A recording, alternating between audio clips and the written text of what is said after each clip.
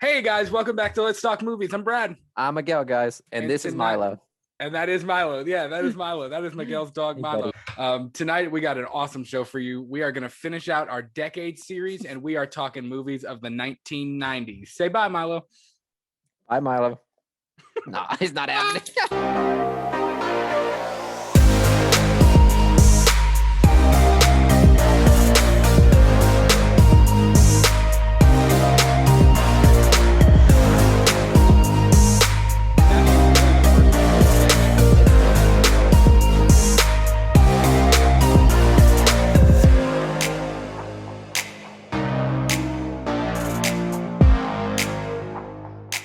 Alrighty, guys, this is going to be a really fun one. We are going to round out our decade series tonight with the 1990s. A lot of really cool things happened. This is the decade of our birth. Of our birth. We entered the world in the 90s. How you doing tonight? Pretty good, man. I'm drinking a lot right now because it's Friday. It is Friday, man. I know you guys are obviously listening to this on Monday, probably, or whatever you're listening to. But for us, it's Friday, and it's really, really nice. It's been a long week, and I've been looking forward to chilling and doing an episode. Exactly. Same here, guys. What did you watch this week? Well, we just finished the last episode of Falcon and the Winter Soldier.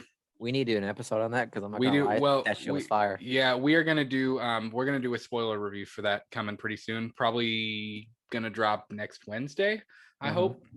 So we will do a spoiler review for the Falcon and the Winter Soldier. But I thought it was great. I absolutely loved it. Yo, I'm telling you, man. I hope they either do another season. I saw rumors that it was going to be a movie, actually. Well, yeah, they confirmed it. They confirmed that they're doing Captain America 4 with Sam Wilson and Bucky Barnes. So that's dope.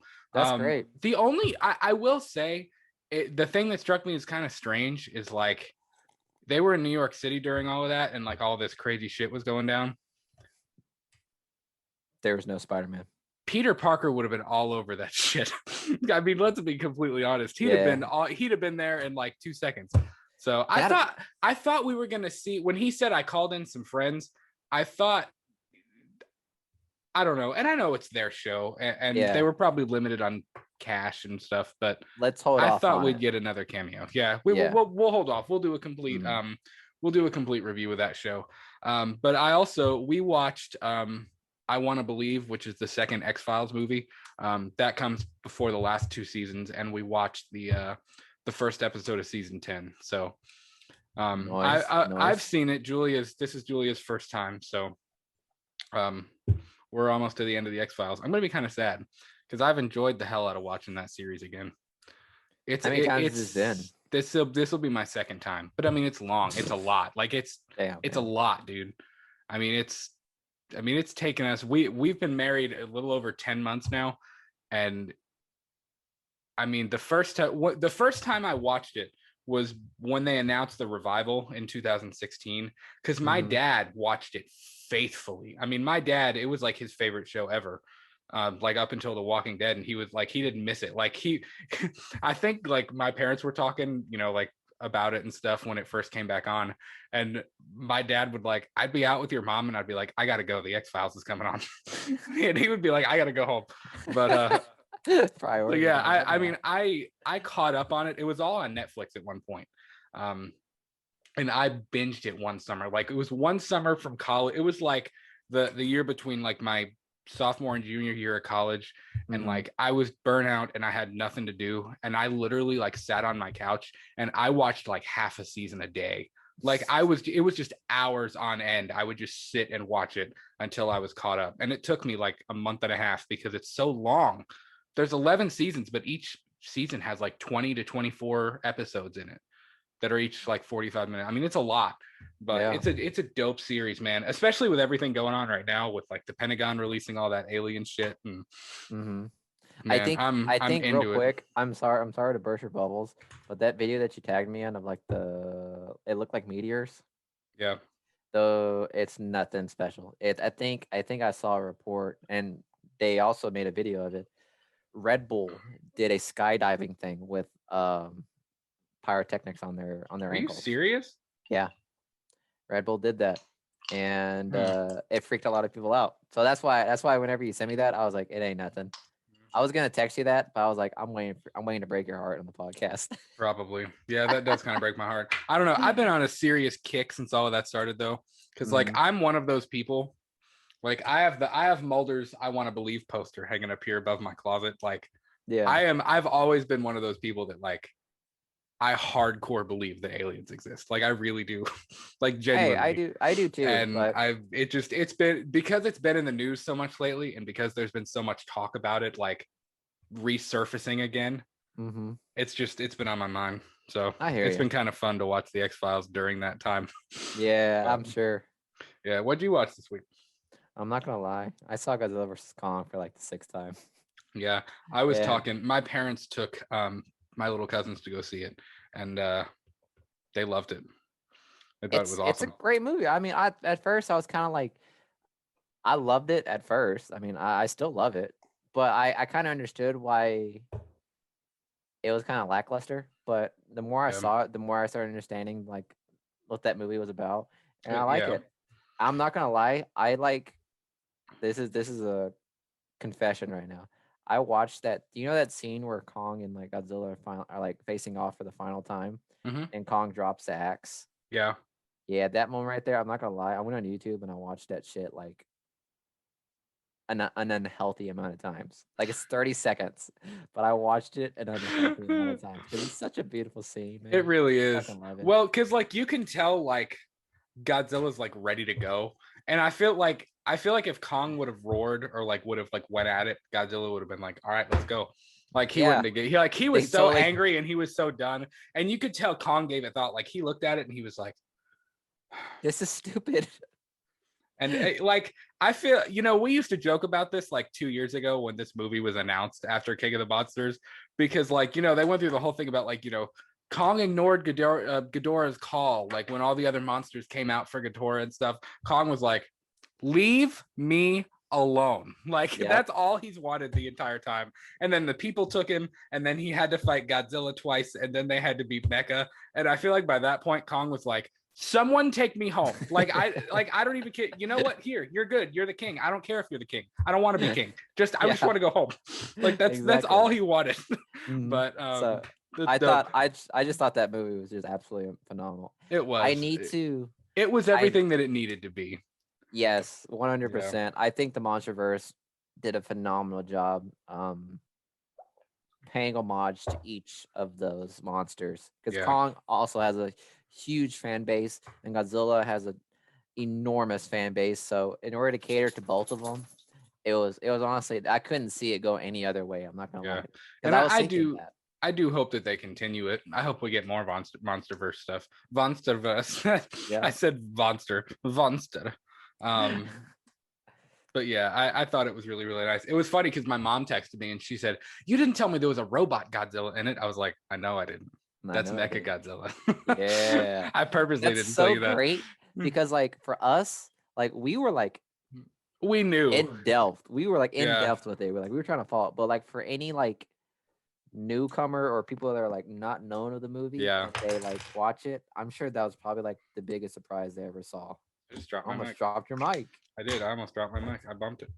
It's fine. But we need to watch Mortal Kombat. That movie came out, We do. I've heard mixed things about it. I haven't heard anything. Like, I'm not gonna lie, guys, I'm sorry. I just found out today that it came out because I started seeing memes. Well, some of the Facebook groups that I'm in, like some of the movie groups and stuff like that, I've seen some people that are like, this is like a 9 out of 10. It's fantastic. You have to watch it. And then I've seen other people and they're like, shit was dumb.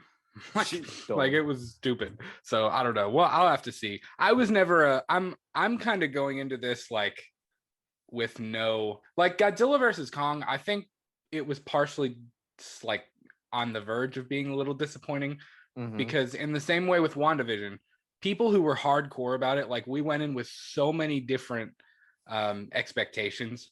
But like Mortal Kombat, I was never like a huge Mortal Kombat fan.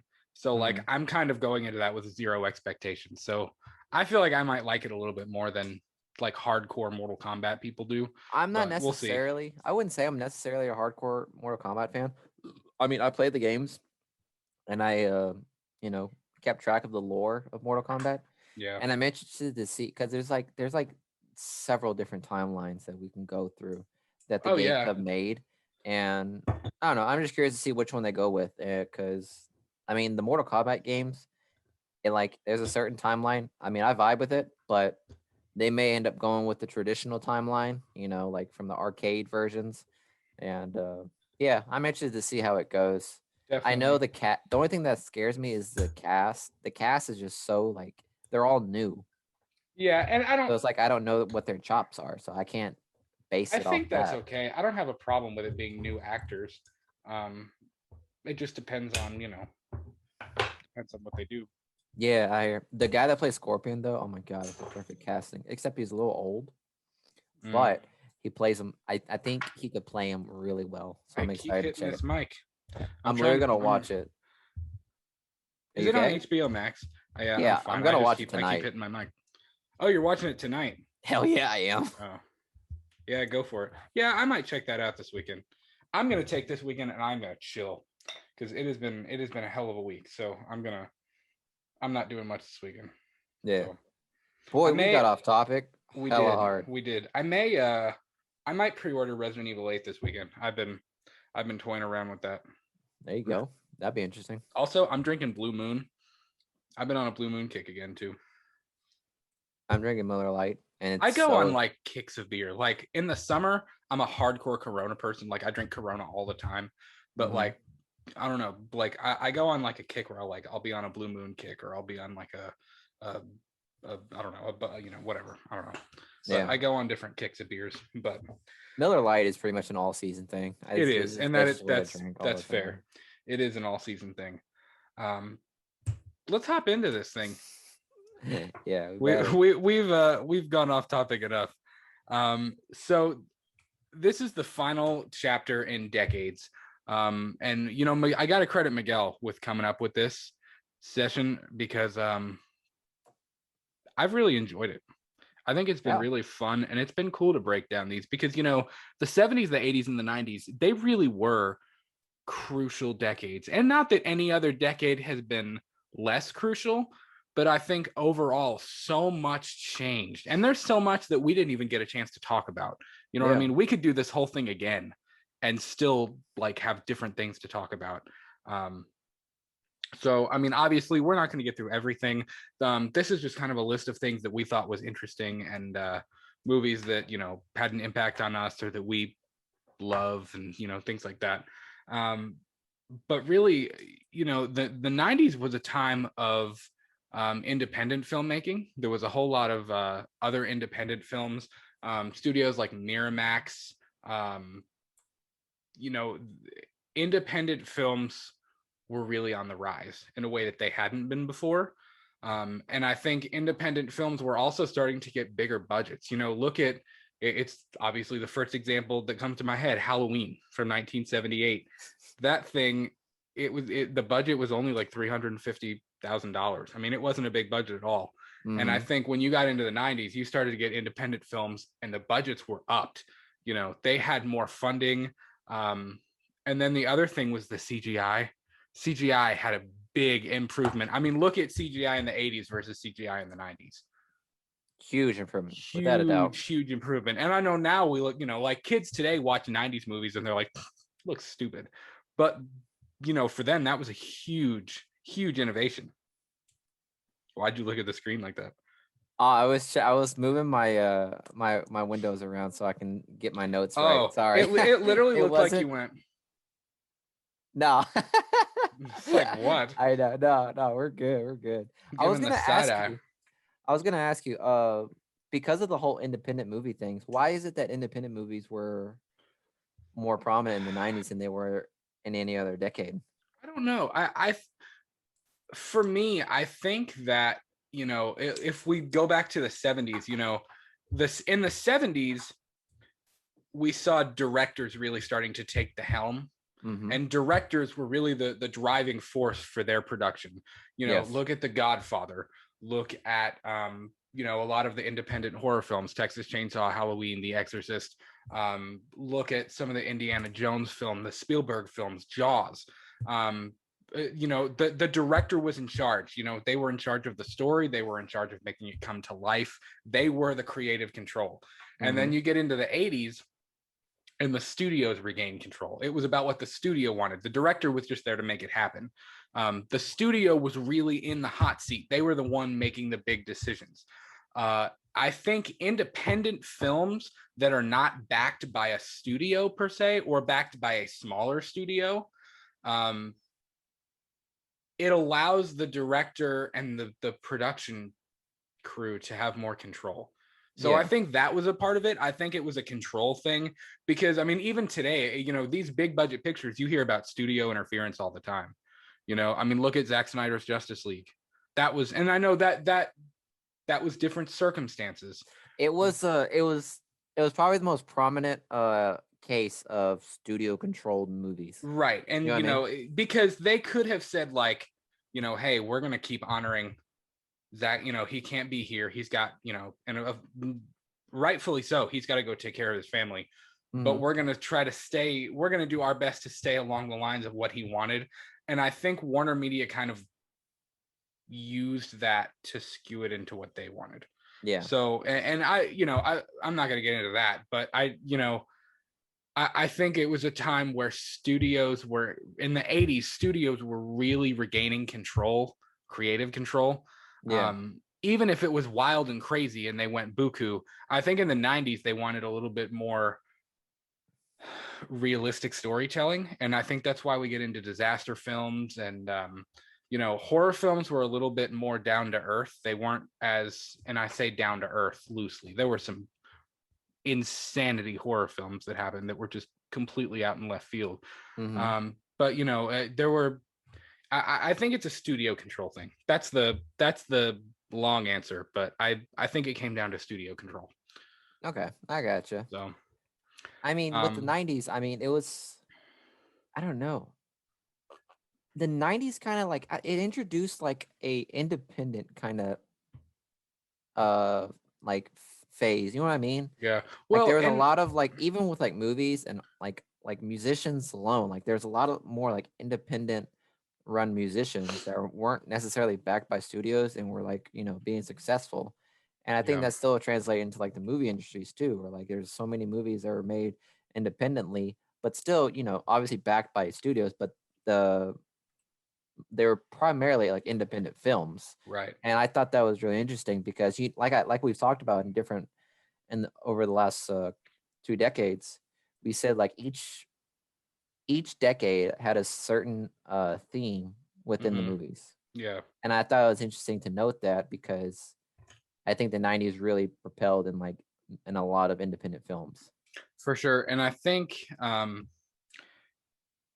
you know, there's a lot of one-offs in the 90s too. You know, and again, that's a contrast from especially today, because we live in a world right now where it's sequel city. It's sequel city. I mean, we are in like world building, like every movie has to lead to the next movie. And the 90s, like, you know, look at Godzilla, look at you know, Independence Day, even some of the Disney films. You didn't need sequels. Like you could have a one-off movie where it has a beginning, a middle, and an end, and that is it.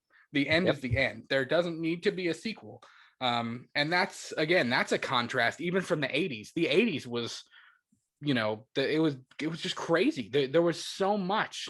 But I think the 90s was a time of one-offs too. And of course there were sequels. There were Star Wars, you know, we got the Star Wars prequels. You know, we got the Jurassic Park sequels, the Men in Black sequels, things like that. But yeah, it was definitely an interesting time. And it's a nostalgic time for, I think, people that are our age, because we were born in the 90s. That was our childhood. Like that was our childhood era. You know what I mean? Yeah. So, and I mean, we were little, but it's still. It's the fact that like when even like, okay, like I was born in 1997. So I guess I can't say I was in the 90s, but I experienced a life of like pretty much right. the 90s. You remember that 90s vibe. Yes. You know, walking in and seeing that purple and green neon carpet and Mm-hmm. shit like that when you walk into a Blockbuster or a movie theater or stuff like that. Again, we didn't grow up in the 90s, but we were still in the generation where we remember what life in the 90s was like. Yes. So, and it's just kind of a nostalgic thing. And I think that's why a lot of 90s movies speak to people that are our age, because it reminds us of our childhood. Yeah. So let's hop in. Let's check out the highest grossing films of the 1990s. And we will go, we'll start at 10 and we'll go to 1. How about that? That's fine. So the 10th highest grossing film of 1990 was Armageddon from 1998. It made That was just over such a Bruce Willis movie. It made just over $553 million at the global box office. And it's a great disaster movie. It is another it was one of the later films, but and we'll get to this in a minute. It was one of the many disaster movies that were a part of the 1990s. The 1990s and that whole decade was the kickoff of the disaster movie. You had Deep Impact, you had Independence Day, you had Twister, you had Armageddon. So many movies about natural disasters or alien invasions or a meteor hitting the earth, things like that were like a global disaster event type thing. And Armageddon was a really big part of that. Like you said, it's a huge Bruce Willis movie. Yeah. But it's a good movie. I like it. I actually haven't watched that in a long time. Yeah. You know what's really funny? What? Is Armageddon and Deep Impact came out in the same year. Tell me that's not. I feel like that was probably kind of awkward. And I didn't realize that until I was like preparing for this. And I saw that. I was like, ooh. I was like, I bet those studios were like, a meteor movie? Really? You had to put a meteor movie out the same year that we're putting out a meteor movie? I mean, I'm sure that's like a usual case in the movie industries. It's like, oh, if this studio is doing a meteor movie, we need to do a meteor movie. Yeah. It's and they were different. It's kind of like a pissing contest. Yeah. They weren't carbon copies of the same thing, but it's just kind of funny that it was like the same concept in the same year. The 9th highest grossing film was from 1997, Men in Black. Men in Black. Yeah. I still love that movie. It's probably in my top 20. We did our top 10. Yeah. I think it's in my top 20. I love it. The Man in Black, I think that was during the time where like Will Smith was like coming, like he was up and rising. He was up and coming. And do you remember the red button? Do not push the little red button. I'm talking about the get jiggy with it thing. I'm still talking about Will Smith. Getting jiggy with it. Look at us dancing to Will Smith. Yeah. I think during that time, Will Smith was on the same launch pad as like Eddie Murphy in the 80s. Yeah. You know what I mean? Yeah. Do you remember in a lot of movies in the 90s. Do you remember in there's an episode of Family Guy where Stewie says, I miss the 1990s, or he says, what does he say? He says something like, I miss the 1990s and that cool, sweet, clean Will Smith rap. And then you got it, dude. Will Smith's raps his songs are always clean. Yeah. They're rarely like, there's rarely like a damn or anything like that in it. It's just funny, but it's awesome. Yeah. I think whenever it came down to like Will Smith, because he mentioned it, because he came back and did a rap song with Joyner Lucas. If you guys don't know Joyner Lucas, check him out. He did a collab with Will Smith. Yeah, he did. It was like I think it was like last year. Ooh. And he mentioned it. He mentioned it as one of his verse. He was like, I came on the come up without using the curse words in any of my raps. He said something like that. Obviously, the bars he made was a lot better than what the fuck I just said, but it was pretty clean. Dope. It was nice. That's dope. He wasn't a bad rapper either. He was he was actually like pretty good. Pretty dope. So the 8th highest grossing film, also from 1997, was The Lost World. It's probably, obviously, I think Jurassic Park is the best. I think I'd put Jurassic Park 3 over The Lost World. It was good. I don't know about that. Really? I think I like Part 3. I think The Lost World is probably one of the best ones. It's good. Don't get me wrong. But I think I like Jurassic Park 3 a little bit better. I like, I think it's Probably because of the CGI and just different. I guess it was like a different feel from the other It Jurassic it Park. was very different. Like it, and I think they were going for something different. Of Mhm. course, it's based on Michael Crichton's novel. But you know, even seeing the T-Rex in the city, like when the kid's laying in bed and he looks out the window and it's like you just see like the T-Rex's eye like moving and looking at him and stuff like that. Um, it's a good movie, and I really like that Jeff Goldblum led that movie because I've always been a huge Jeff Goldblum fan. Mhm. I really like the guy a lot. He's weird, like he's super weird, but he's weird in like all the right ways. Like he's cool. He's just strange, but he lives in that pocket of being strange, and like I'm down for it. Like it's cool. Yeah. Side note: if you are a Jeff Goldblum fan and you have Disney Plus, check out The World According to Jeff Goldblum. That show is awesome. Have you seen that? I have not yet. Dude, it's on Disney Plus. It's like it's literally Jeff Goldblum just doing random stuff. Like there's an episode on like sneakers, there's an episode on denim, there's an episode on barbecue. Like just literally Jeff Goldblum like diving into stuff that's just completely random. There's one on ice cream. It's cool and it's so Jeff Goldblum. It's a dope TV show though. Number 7 from 1999 was The Sixth Sense. I did not know that Walt Disney Pictures produced The Sixth Sense. I didn't know that because it's kind of a thriller. Yeah. It is a thriller. It's a psychological thriller. It's a really good psychological thriller. That would be a good commentary too. That'd be a fun one to do. I haven't watched that in a long time. Have you ever seen it? So weird. I See Dead People. Yeah. Yeah.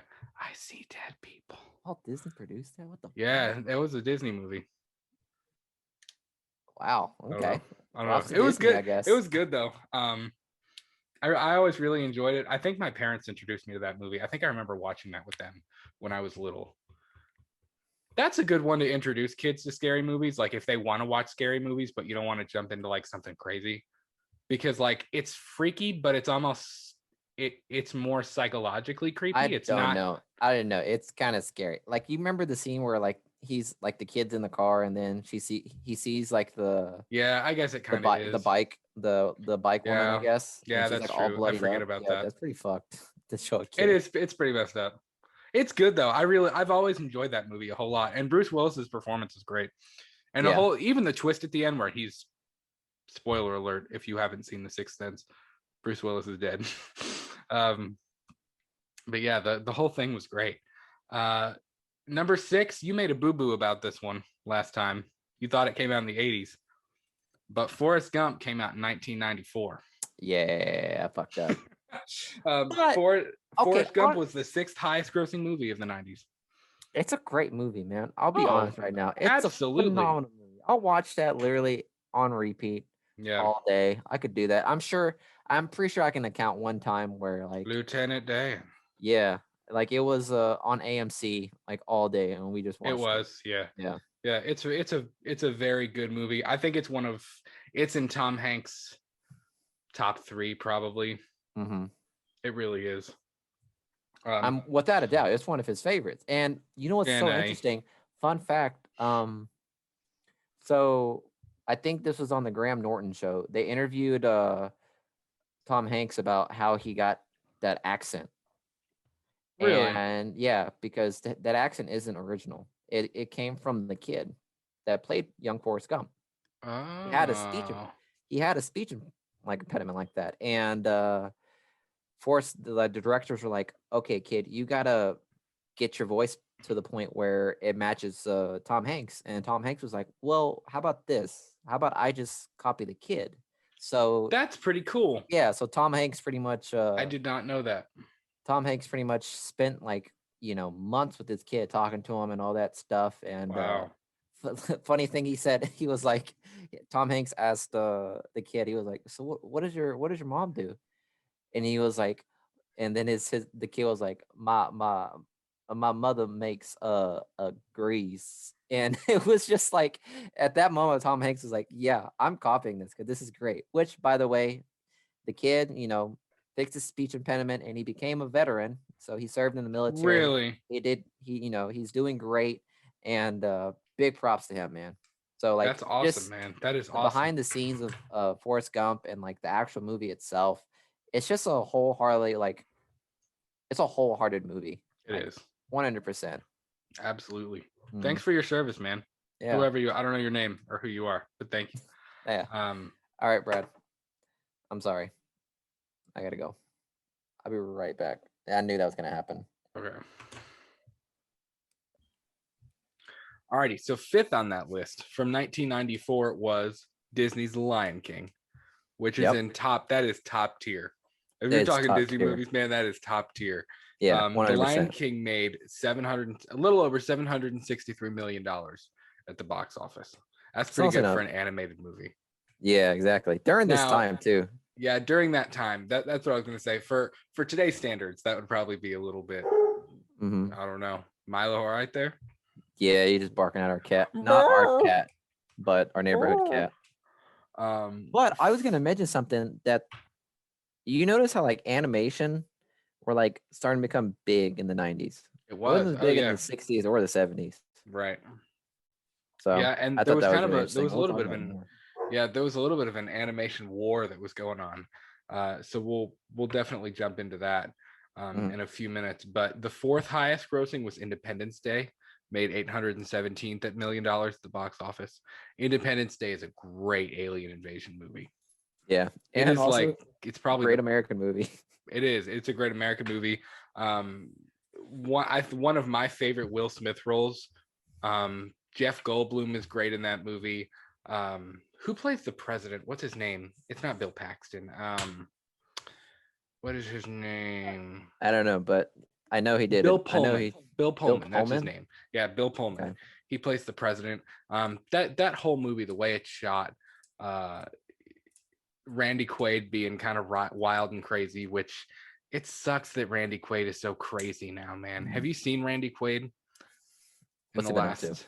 Oh, he has turned into a psycho. He lived off the grid for a while, and I think he got arrested for drugs. Uh, he's a huge Trumpster now, and he's all into like the Q Oh, stuff. this guy. What movie did he play? We talked about him He was before. in Christmas Vacation. He was in all the vacation movies. He played Eddie. Oh shit. Okay, I got That's you now. Eddie, yeah. And he's the same guy who's the dad who ends up sacrificing himself at the end of Independence Day. Um, what does he create? He flies his plane like up into Yeah. the bottom of like the mothership Yeah. UFO. But he plays a great part in Independence Day. That's why it sucks about him, because he used to be a great actor. Like I really liked him, but and I like his brother a whole lot. Ooh, It just sucks that he went kind of like wild. that's a hot topic to talk about because that's actually a good thought because if you What? think about it, there's a lot of actors in the 90s that honestly just fell off and they fell hard. Yeah. And I mean, he still had like he's very active on Twitter, but he's kind of turned his like social media accounts and stuff. And what was that? Your My camera foot hit just like it my looks like your foot. camera. Oh, it looks like your camera fell. No, Like I the whole didn't. thing It just moved. But it's just a shame because now he's so into like, and again, if you're into Donald Trump, I don't whatever, we're not gonna get into that. But he's just so into like weird conspiracy things, and like it's strange. Like he's an odd bird, man. He's really this man strange. literally fought aliens. What do you expect? That's fair. The third highest grossing movie of the 90s was Jurassic Park. I'm a little surprised that wasn't higher up on the list. Jurassic Park is in my top 10 favorite movies of all time. I think it's arguably Steven Spielberg's best movie of all time. It's up there. Yeah. It's up there, man. It's fantastic. Jurassic Park made almost $1 billion. It made $914 million at the global box office. And that's Has any of understandable these because, has any of these been Yep. hit the Number billions? one is. Oh, okay.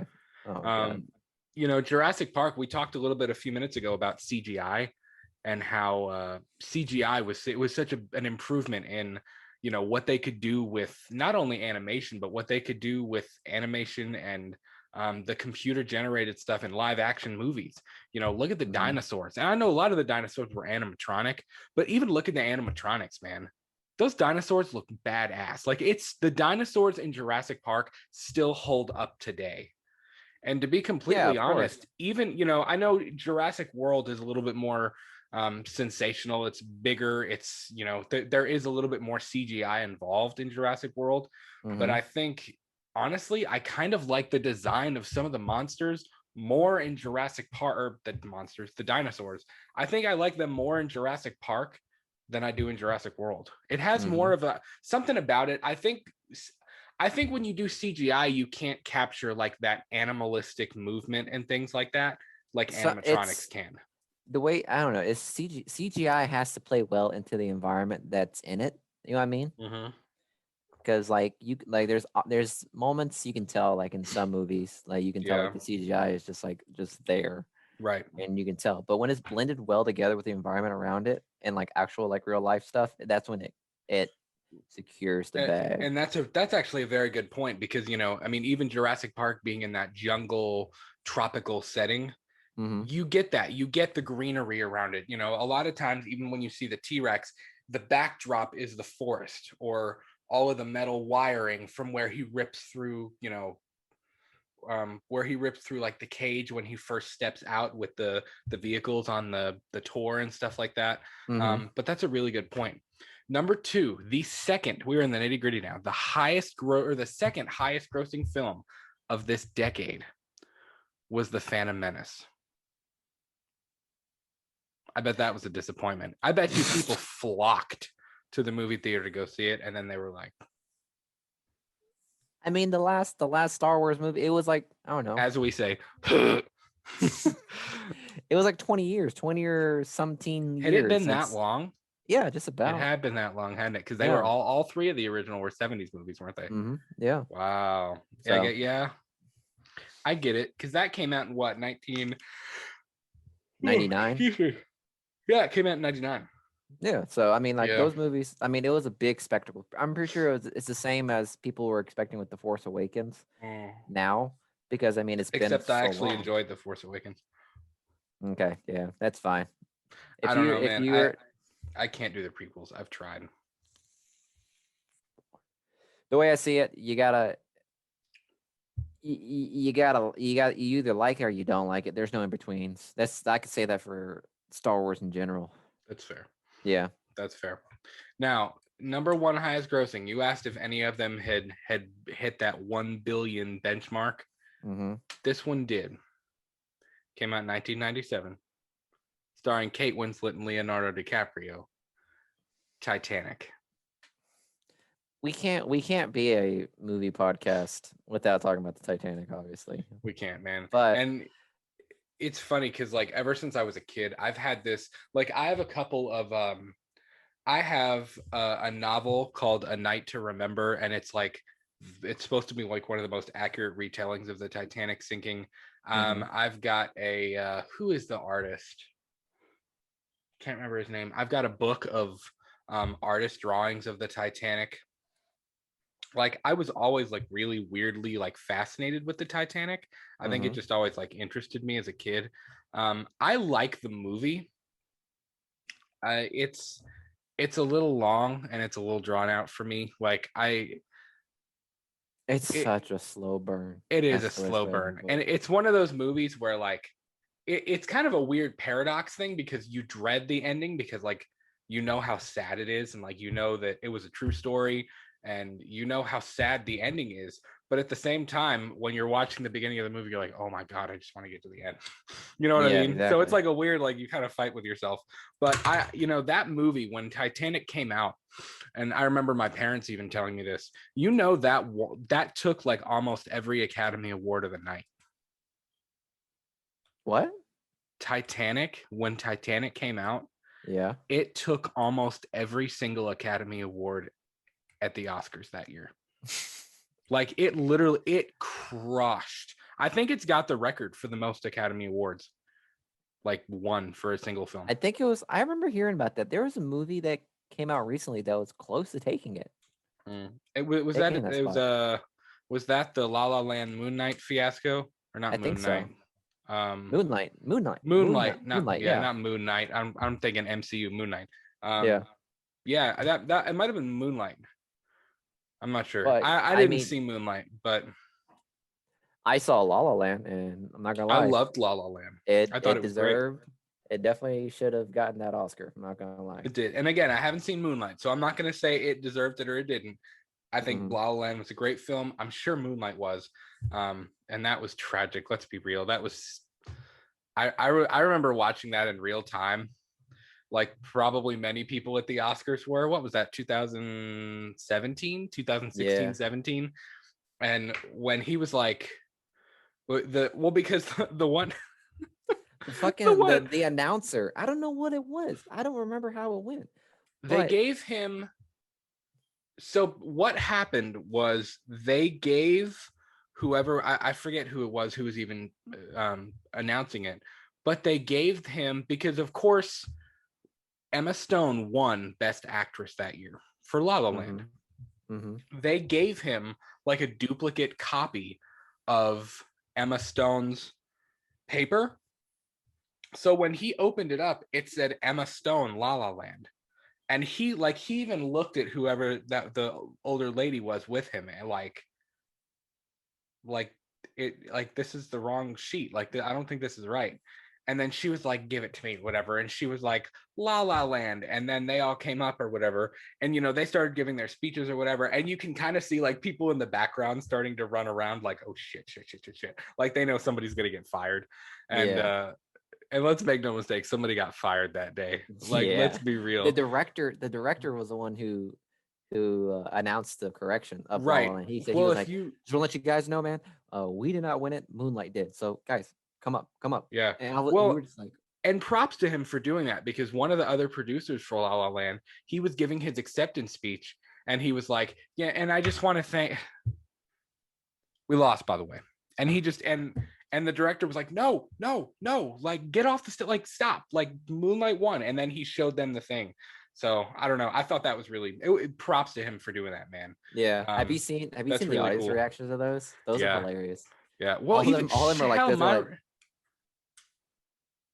my reaction though, I mean, it's like the biggest award show ever, yeah, it's the like of biggest the award year. show I mean, flop. and just I remember watching that on the couch like that did not just happen. Yeah, But yeah. it's kind of crazy. So let's go here. We've talked about the highest grossing films of the 90s. The 90s really was the birth of the disaster film, of the modern day disaster film. hmm And it's kind of funny because even looking back, and I'm sure there are examples that we're not thinking of, but even looking back, there weren't very many disaster movies prior to this, at least not in the No, same not way really. that they did it in the hmm 90s. Look at, we've already talked about Armageddon and Independence Day and Deep Impact. You had Outbreak. I haven't seen Outbreak in a really long time. Dustin Hoffman, Morgan Freeman, Kevin Spacey, Cuba Gooding Jr. That's a fantastic movie. I need to rewatch that. Those are just terrible. Apex actors in They that are. time. Have You you know what I seen mean? Outbreak? I have not, Do you know what it is? but just it's about an outbreak, about a Well, monkey. it's rabies. It's like Yeah. it's a pandemic, but I mean, it's like COVID, but it's rabies. hmm Like that's crazy. Like it's like wild, like cuckoo for Cocoa Puffs wild. And it's a mass outbreak of rabies. And it's like the government trying to, curb that. Which, rabies is crazy because rabies, it kind of makes you like go insane, like violent, crazy. You know that, right? Yeah. Yeah, I knew that. Yeah, it's kind of crazy. I actually, fun fact, I had to get rabies shots when I was a kid. Didn't we all? No, no. When we were living in Florida, no, you don't have to get rabies shots. When I was living in Florida, Oh, I got bit by a dog, and not even really bit, but it grazed me, so I had to go. I had to get the rabies shot and boosters for a couple weeks. So that was fun. dang, that's wild. I remember I got bit by a dog, but I don't think I got a rabies shot. Yeah, we went to They gave me some like weird medicine stuff, and that was it. yeah, we went to we went to like an instant care center where Amber was working, and they gave me the shots, but I didn't get rabies, so that's good. That's good. You didn't turn rabbit. No, I did Foam in not. the mouth. Um, What the hell? but yeah, the modern day disaster movie was born in the 90s. Even Apollo 13, obviously Apollo 13, another A-list cast. A-list cast. Tom Hanks. Who else was in that movie? Bill Paxton. Bill Paxton was in that movie. Kevin R.I.P., Bacon yeah. was in that movie. Yeah. Just so many great A-list actors that were a part of that. And that's another one. It's really emotional. It's really deep. And you know, I think the fact that that was a true story made that movie even more emotional. Mm-hmm. Uh, Because it was, I forgot which spacecraft it was. Was it it was the Apollo 13, No, I'm talking about the other one, the one that blew up. the Challenger. Yeah, Yeah, Challenger, when that that was one blew different. up, and then That was a Apollo. different. Yeah, but whenever Challenger blew up in the Apollo 13 mishap, like space was such a scary thing to go to now. Right. Yeah. And I guess the movie industry was like, this is a perfect movie to make. Yeah. Well, and I And I think in think, a way that pays homage to the people, to the astronauts that were a part of that too. You know. yeah, because So that story alone is insane without a for movie. sure. Oh yeah. So it was definitely a great flick. Probably my favorite disaster movie of the 90s is Twister with Bill Paxton. Yeah, I swear, Twister actually scared me as a kid because It I used to be did. like, I used to be really scared of just like storms in general. Yeah. So whenever I saw Twister, I just like, it was just insane, like the amount of chaos that comes from a tornado, and how they were able to what's it called? Portray that Yeah, portray it. or depict it. Yeah. Yeah, give it its like cinema feel. Like the Hmm. cinema way of it. Yeah. It was just really scary. Well, and looking back on that film, some of the CGI is really good, is really nice. Some of Hmm. it looks a little bit dated, Hmm. but I'll tell you what Twister did really well is it built up, because but before, especially being in Kentucky, we see this all the time. Before a thunderstorm, like a real bad spring thunderstorm, especially if the sirens are going off and stuff like that, it's Eerie. there's an eeriness and an ominous vibe outside. Everything is calm. Everything is like, it's gray and it's got a weird haze to it. Hmm. And Twister did a really good job. Whoever wrote that script, whoever did the Clearly cinematography and the set was design, they really they lived in that captured area. They that. lived in Tornado Valley. Yes, they captured that ominous feeling, and it made you Mm. feel that because every time that there's a Twister, there's excitement. There's the excitement of like, holy shit, these people are going to go drive into it. Hmm. But at the same time, it really built up that ominous atmosphere, and I think that's why even I've revisited that movie numerous times. I mean, if it's on TV, I'll watch it just because I really enjoy it. Like, I genuinely enjoy that movie. Hmm. um and of course It we it have the. honestly. Oh, sorry. I was gonna say, like, it's honestly like it's also paying homage to the people that actually do that as a profession. Yes, Because I mean, props to them, man. Props without to those them. people, like, we wouldn't understand how tornadoes act and how they change directions Yep. and all that. Like, those people who, like, honestly, I'm sure there's people that have like sacrificed their lives to Oh, chase for these sure, for tornadoes. sure. And if it wasn't for them, we wouldn't understand everything we know about weather, to be honest. Hmm. And it's amazing, like, that, whether it's on the ground or if it's in flight, because there's professions in the aviation industries where there's people that literally fly into hurricanes just to Oh get yeah. information. Like, that shit is scary as hell. If you're a It's pilot, you are taught to stay the fuck away from a storm, That's life and and these death, people go man. straight in. Yeah. What is it called? Is Dolly? No, not Dolly. Darla? Doppler? No. Are No. you talking about Doppler radar? No. What's the machine? The in Twister, the things that they build them out of Coke cans and stuff at one point Oh, when it gets destroyed. I don't remember the What is it name. called? What is it called? That's gonna bug me. Come on, man. You watch I this gotta movie I gotta like. look it up. That's gonna bug me. I know I've watched it. It's been a little while since I watched it. Mhm. Dorothy. That's what it is. Dorothy. Dorothy. Okay. Dorothy. They got to deploy Dorothy, and all of the little like things like fly up inside of it, and they collect the data.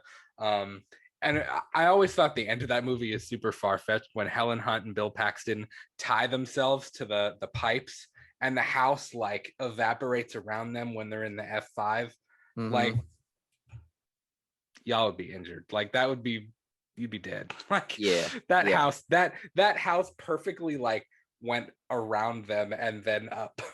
But it's a fun movie, man. And of course we have the late Philip Seymour Hoffman in that movie. He plays Dusty. Food. Food. That's all I think. When I think of Philip Seymour Hoffman, I picture Dusty going, food. Or when he's telling the story about Bill Paxton, like the younger version of him when they were out chasing the storm and he stuck his ass out the window. Yeah.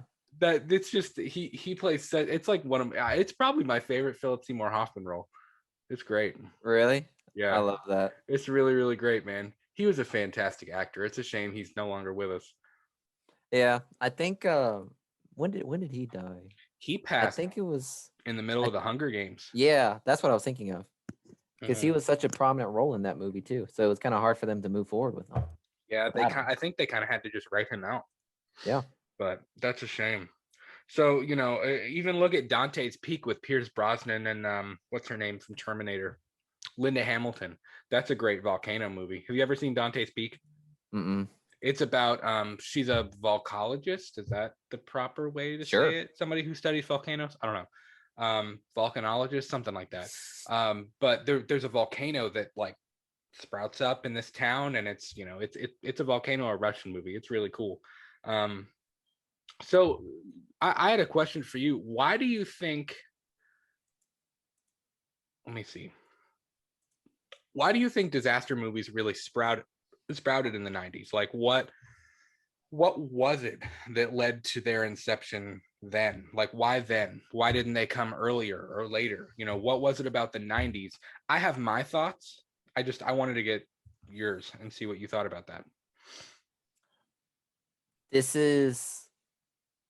I'm spitballing here. So my guess is that, so I think it was during the 80s, news stations were, you know how news stations were, they were pretty bland and all that stuff, but then they started becoming more like entertainment. Like there was live feed, a lot more focus on hard gut-wrenching news to like grab the attention so people will watch the news. That's fair. And one of the things they did to capture the audience was present these natural disasters that are happening. And then throughout the 80s and then throughout the 90s, the idea of recording these broadcasting these natural disasters are happening, I mean, it's catching the views of these news stations, and they're getting jacked up views. So like I think the audience, news stations caught on to it, but then the movie industry caught on to it thinking, hey, natural disasters, I mean, they're emotional. Like the news stations are getting a lot of views. So why don't we just start making up all these different types of disaster movies? And I think that's probably what sprouted it, was the idea of news stations like focusing on more gut-wrenching news ideas. And I'm having a tough time describing it, but you know what I mean, right? I know exactly what you mean. And that's actually, I didn't even think about it that way. That's a really good thought. In my mind, I think about the 90s. We were right before, it was the beginning of the talk about end of days level things. Look at Y2K. They thought Y2K, they thought when the year 2000 rolled around, all the computers would crash and it would be like a Skynet situation and everything would fail. The stock market would crash. It would just be an endless spree of every society would fall apart. And then even further than that, look at 2012. They thought, well, hell, even if we survive Y2K, 2012 is going to be right around the corner and the world is going to end in 2012. It's now a comedy movie. Spoiler alert, it did not end in 2012. Now 2020 gave it a hell of a run for its money, but whatever. It did. I remember when like the talks of 2012 was coming. And I was thinking in my head, I was like, am I really going to leave this earth as a fucking sophomore, junior in high school. I was like, are you serious? Like, this is all I get? Yeah. And then obviously that didn't happen. And It's all then we about got 2020. Nostradamus. Side Yeah. note, did you see there is a Is there another end of days theory out there? it's okay, I read it. I'm spitballing here because I'll have to go back and actually reread it. There was a I forgot where I even saw this, but there's an old Nostradamus prediction that, and I think it's within the next 5 years on the Mayan calendar. It's talking about a plague of violence and whatever. They're saying it's that the zombie apocalypse would happen in the next 5 years. Have at it. I can survive a zombie apocalypse. You're like, I go can't. for it. I can't survive a fucking tsunami and earthquake. I can't survive that shit. I could probably survive a zombie apocalypse. So you'd prefer a zombie apocalypse as your end of days thing? If you had Sure. to pick a way to go out, you'd pick the zombie apocalypse. If I had to pick, yeah. Because like that, like honestly, it's probably your best chance at least I of would go survival. down. Yeah, at least I would go down with a fighting chance. What the fuck am I gonna do with a tsunami? You saw how 2012 happened. Whenever like the whole tsunami was coming, you saw was people like. I didn't like that movie. Away. I will say I didn't like. It's pretty hard to watch. It's a little. It's pretty much like saying like, this is like, if the world's gonna end, you're gonna watch it and see how it truly ends and see how helpless you are. Yeah, you know what I mean. It kind of focused on the elitists of the world. You know what I mean? Yeah, there was something about it.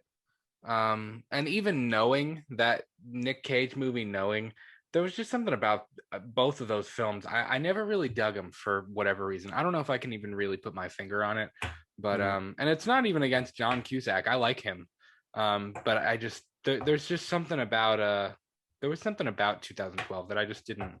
It didn't make any sense to me. I was like, I don't know, whatever. I think it was because it explores the idea of when end comes, there's nothing you can do. Yeah, pretty much. It's like because like us as human beings, like we are born to like survive. Like that's our main purpose. Like our main purpose in life is just to survive. So like whenever you see something like that, it turns you off because it's basically saying like there's no getting away from it. Like it's gonna be the end, and it kind of messes with your head. It's like no, because I want to survive. I want to survive. So I get you, because when I see those movies too, I keep thinking like, Jesus Christ, like if that happens, there's nothing we can do. There's absolutely nothing. So that's pretty much what I keep thinking of. And you know, even if you look at every single one of these disaster movies, whether it's aliens, whether it's natural disasters, whether it's tornadoes, whether it's volcanoes, whatever the case may be, it's always something that's like nearly impossible for your protagonist to come through.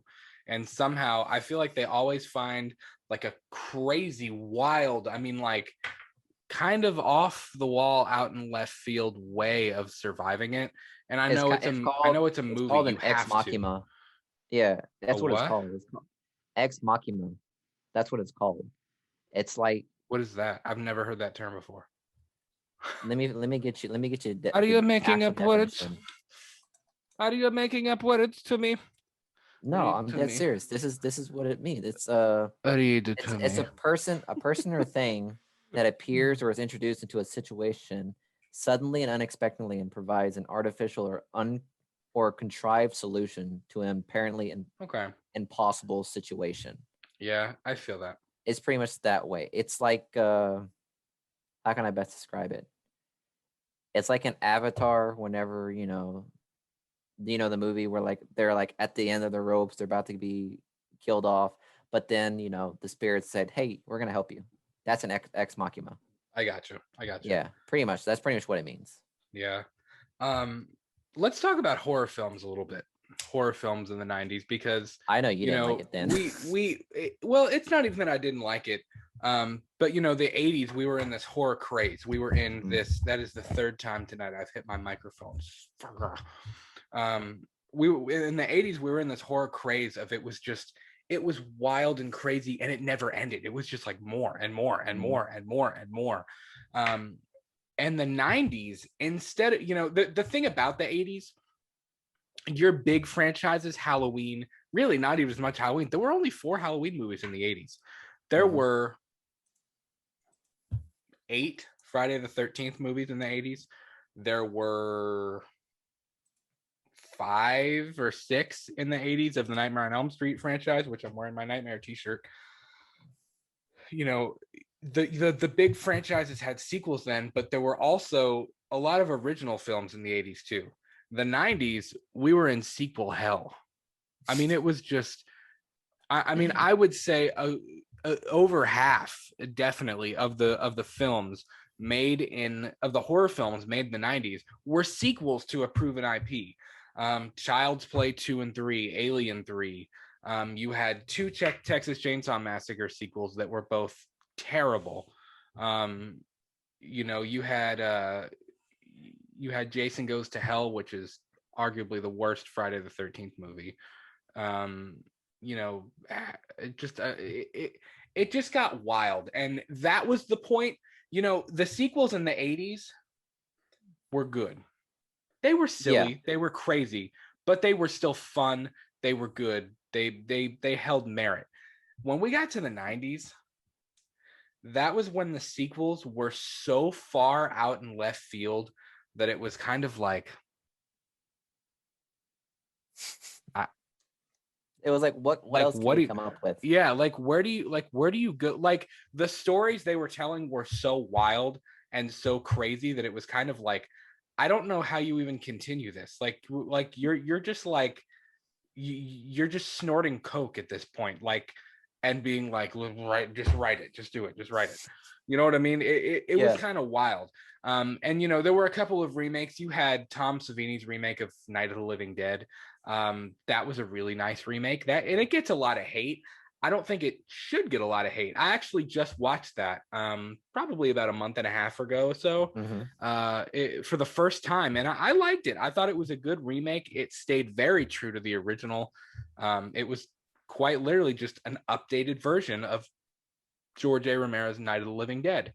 Then Wes Craven's New Nightmare, which was really dope. Do you know what he did with New Nightmare? No, what did he do? So Wes Craven, who directed the original Nightmare on Elm Street, you know, he never really got his due with the Nightmare sequels.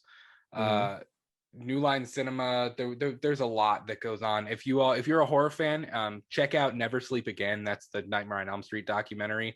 It is easily probably, and I don't mean movie documentary, the way it's laid out and the way it's set up and the way it's presented, it's probably one of the best documentaries, if not the best documentary I've watched of all time. It's really, really good. But, you know, Wes Craven never really got his due. And in 1994, he decided to kind of reimagine it. So basically, it's the most meta thing you could ever come up with. Basically, you know, it's all of the actors playing themselves. So it's like they filmed the movie. Heather Langenkamp, who played Nancy, has a husband and a kid. And Wes Craven is playing himself. And he's trying to write a new script, to write a new sequel to A Nightmare on Elm Street. And Freddy comes in real life and starts killing the actors who were in A Nightmare on Elm Street. Really? It's cool. It's just meta, man. It's so 90s. so meta. It's so 90s. People say Scream is meta, and yes, Scream is very meta. Scream kind of made fun of all of the other the horror movies of that time. Yeah. But God, Wes Craven's New Nightmare is just like, I mean, it's literally all of the actors playing themselves. And like Robert Englund had like double duty because Robert Englund was playing himself and he was also playing Freddy coming out in real life, like in the real world. And, you know, like Wes Craven's like, you know, if we're going to stop him, I have to finish writing the script and you're going to have to play Nancy again. And it's just like, what? It's like it was fake, but it's also real. And then they're having to play the fake characters again to save their real character. Like, it's wild, but it's crazy. I need to check that out because I remember seeing the poster of this, so I know I've seen it before. And Freddy looks dope in that movie. Like, it's kind of a redesign of him. But it's really cool. You would dig it. I think you would like it just because of how meta it actually is, and just kind of how like off the wall crazy it is. I know Freddy can be off the wall, so that's why Freddy's Oh probably yeah, out of all the horrors, I would say Freddy's like on my top list because he's just a really like it eccentric is off the wall, guy. and it kind of, the other thing is it removed us from MTV Freddy, because in the actual Nightmare sequels, you kind of end up rooting for Freddy because he's so like, he was scary in the original one. Even in part two, he was kind of funny, and part two was what it was. I really like Freddy's Revenge, but part three on, we get MTV Freddy, and he's so fucking funny. Like, he's so funny in it's just, he's hilarious. Like the things he says and the way he acts, like it's just he act like, it's like comedy, it's like horror comedy because he's so funny. And I think, and obviously that was never Wes Craven's original intent, which is why when he did New Nightmare, he reimagined Freddy and he gave him a new look, and he made him into more of like a demonic type thing. So it's pretty cool. But you also had a couple of original ones. You had Scream, which we just talked about. I Know What You Did Last Summer, which is that's a really great movie. Have you ever seen that? I've seen it. Yeah, it's Um, really unique to be honest. It was like it is unique. It's very unique. hidden killer ish kind of way. You Mhm. know what I mean? It's And like a like, horror version of Who Done It, of yeah, like a pretty Knives Out much. kind of thing. Yeah, Hmm. which Scream is kind of like that too. Um, but even the two of them are a little bit different. Candyman with Tony Todd, I haven't watched that in a really long time. And then But it's I think probably the most important new standalone original horror film of the 90s is Silence of the Lambs. it's crazy to think that's like a horror movie because it's kind of like a thriller. If you think about it, Yeah, to and me, it it's is a like a thriller. thriller. I'd still put it in horror. There's actually a really cool collector's edition that I want of that. We actually watched that not too long ago. That's one of Julia's favorite movies ever. She loves The Silence of the Lambs, which is kind of funny because it doesn't seem like something that she'd be into, but she absolutely loves it. Clarice. Clarice, Clarice. I smell Does you she like coming, that? Clarice. Do you like that? Does she like that new series that came out? Has she checked it out? No, it honestly, it didn't interest me. I watched the trailer and I was like, ooh, or when I heard it was coming out, I was like, ooh, that could be really interesting. And then I saw the trailer and I was like, Yeah, mm. it's fine. So, Again, like Silence of the Lambs is like a one-off thing. Actually, well, it's a franchise, and it's a it's a cool franchise. franchise. Like, I Yeah. really, it works as a franchise. Hmm. But that original movie, man, it's so great. It puts the lotion on the skin. Those are like It puts real the serial killers lotion too, on aren't the they? skin. That's a real serial killer. It puts Buffalo the Bill. I don't even know. That It shit was cool though. scares. That shit's scary. It Not is gonna scary. lie. He's a terrifying villain. Yeah. He is a terrifying villain. Um, did Seven come out in the 90s? When did Seven come out? Let's see. I don't know. When did Seven come out? I'm gonna look that up. I think they came out in the 95. Holy fuck. Really? Wow. Dude, I completely missed that. Seven, that's another one, man. Seven is up there with The Silence of the Lambs. Seven is a fucked up movie. It really is. Kevin It is Spacey, which by the messed way, up. fuck Kevin Spacey, but Kevin Spacey did a Yeah. good job as psychotic. I've always been so disappointed about Kevin Spacey, man, because He's he's such a such a talented actor. yeah. He was so talented, and I know there's a lot of people like who try to remove the art from the artist. But look, I'm not one of no. those. Listen. I'm not This one of those this is people. this is one thing that really threw me off with Kevin Spacey. So when he was accused of doing those stuff, and then I guess something happened. I think the victim died somehow, I don't or like remember. he passed away. So at that point he was acquitted, or I guess there was no case to be built off of. I think, and when he was like, acquitted, I think he posted a video of him playing whoever he is in House of Cards. You know what I'm talking about? Yeah. Yes, I I do. forgot what his name The was. senator. Yeah, the senator. And he posts a video, him of Kevin Spacey playing as that senator, talking to the audience, us. Like you know how he like breaks the fourth wall Mm-hmm. and he talks to the audience. He does that, and it's in like a really creepy manner, saying like, "I'm back, guys." And that's like, why would you do that? Why would you do that Yeah. kind of thing after you just got off of all of those charges? It's like, yeah, Kevin, you're a weird man. I Yeah. like. I'm glad he's not really into the movie industry still, because I'm not gonna lie, he's a weird man. Yeah. I think he's been blacklisted, I believe. I hope so. Let me talk to you about one person that I think in the 90s, if I'm not mistaken, that was phenomenal in the 90s, but then has since been gotten blacklisted. Do you know what I'm thinking of? No. He was in The Mummy. He played Tarzan. Brendan Fraser? Brendan Fraser. He's been blacklisted?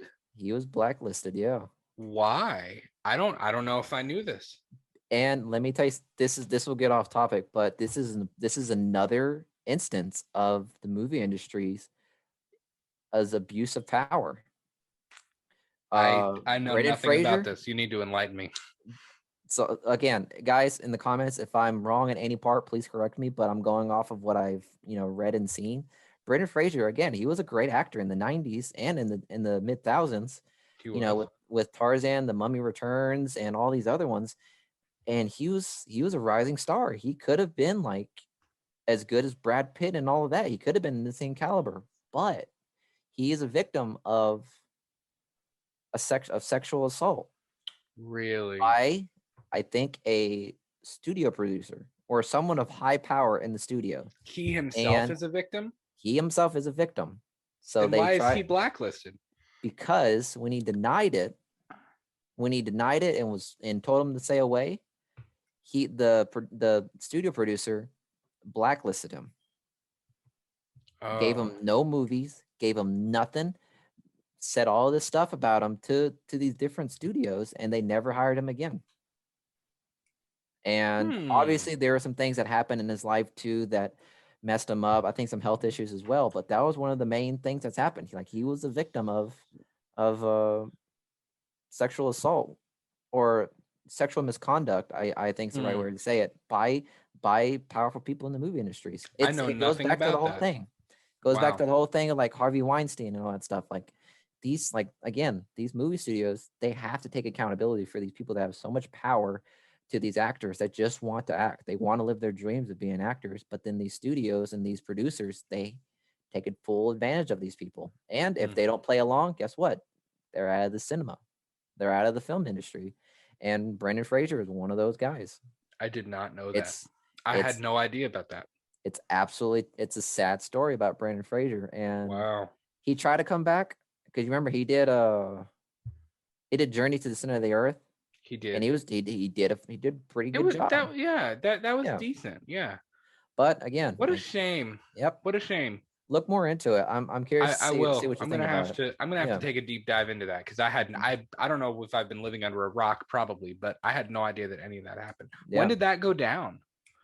I would say like late '90s, maybe early thousands. It was during that time. Like, Hmm. it was like after The Mummy, if I'm not mistaken. So probably like Or mid 2000s or it so. could have been. I'm not sure. I know it happened around the time of The Mummy, because that's whenever people were like acknowledging like he is a A-list actor, because he was an A-list actor back then, but then he fell because of Gotcha. that situation, and it's terrible. It's a Yeah, that's a terrible thing, shame. That's a and shame.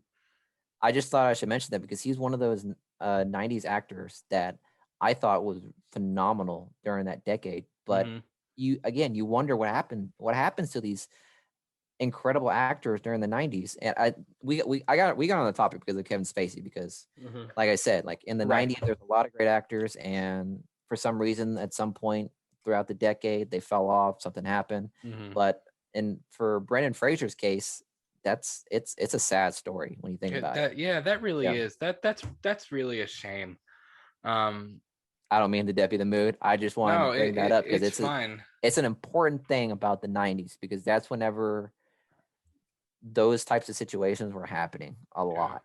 Well, and that's actually kind of a nice transition because you know and I'm moving away from things that happen with actors specifically, but Hollywood can be a very Cutthroat world. clicky, cutthroat, um The arts in general, the arts competitive, industry. yeah. And Yeah. really, even look at music, look at visual art, Mm-hmm. anything, film, anything like that. It's cutthroat, it's competitive, it is dog eat dog. um and I want to switch to the Disney Renaissance a little bit, because there was a little bit of tension there in the late 80s, early 90s, which many of you are probably thinking it's Disney, what are you talking about? I know. So I actually found this, and I find it very, very interesting. So obviously, Walt Disney died prior to the opening of Walt Disney World. His brother Roy took it over. When Roy died, it fell into the hands of other people, new CEOs, new things like that. And in 1981, obviously Disney's animation department was they were probably the leading animation department of any movie studio in existence at the time.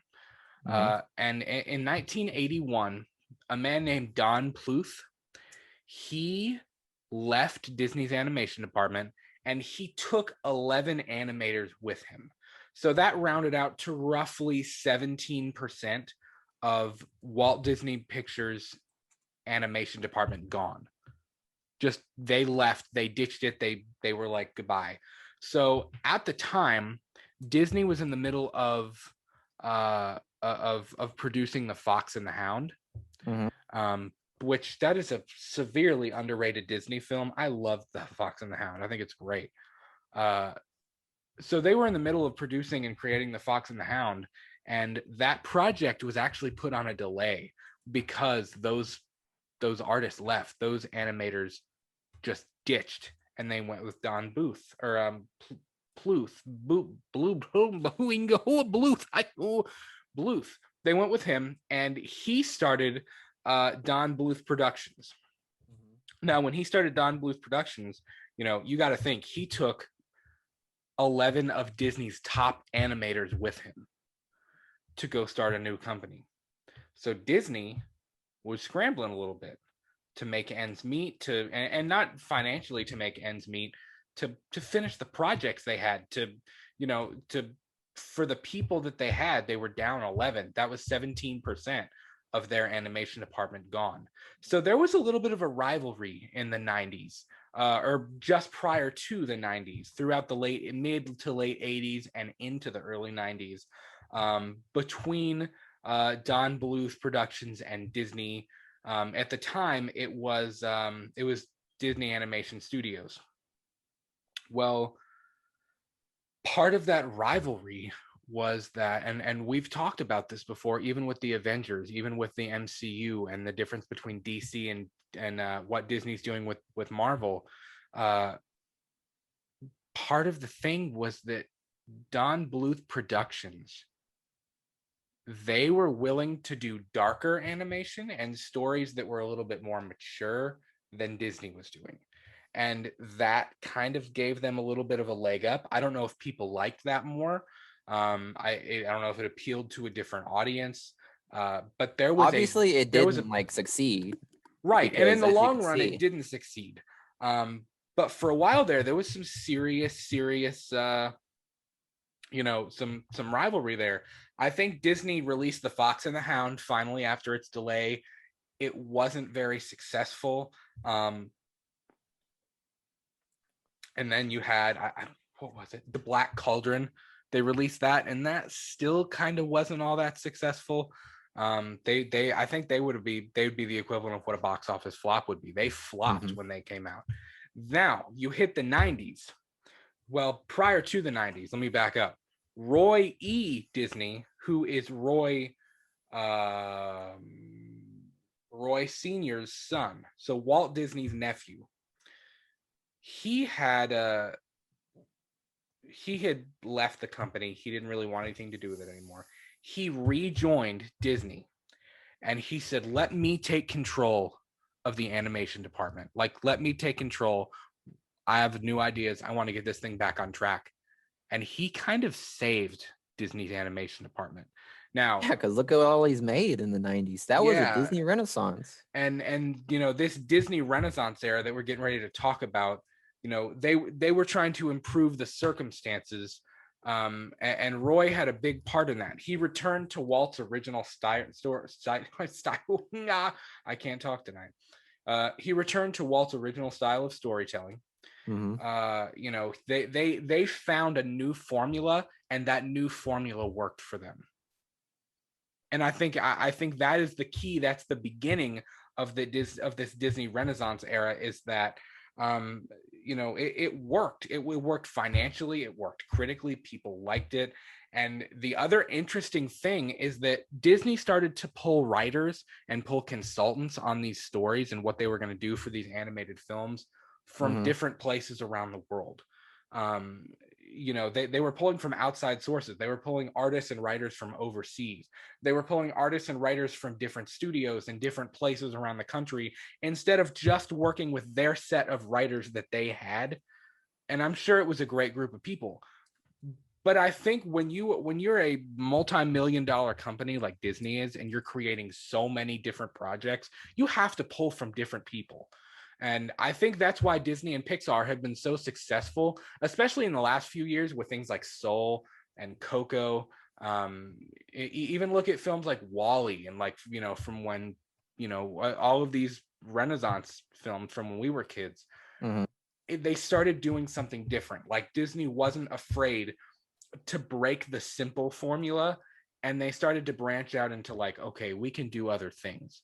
Like, we can do Tarzan, we can do Bug's Life, we can do Toy Story. And these are very different things, but it's still ours and it's still unique to us. And that is when Disney really started to dominate, and they started to hit their Renaissance period, and they started to be on the uphill. And really, the first film that kicked that off was The Little Mermaid in 1989. So really, we weren't even at the 90s yet. But The Little Mermaid kicked that off. The Rescuers Down Under came out in 1990. I don't know if I've seen that. Have you? Which movie? The Rescuers Down Under. I've heard about the Rescuers, but I haven't seen it. I know what it is. I'm familiar with it, but I don't know that I've seen it. And if I have, it hasn't been since I was a kid. 1991, Beauty and the Beast came out. Fantastic. It's one of their best. It is. I think it's one of their best. Aladdin came out in 1992. The Lion King came out in 94, which The Lion King, as we just read a little bit ago, was one of the highest grossing films of the decade. So that's a pretty big deal. And, you know, even if you look at, you know, it wasn't even just the animation studios that started to really hit their peak.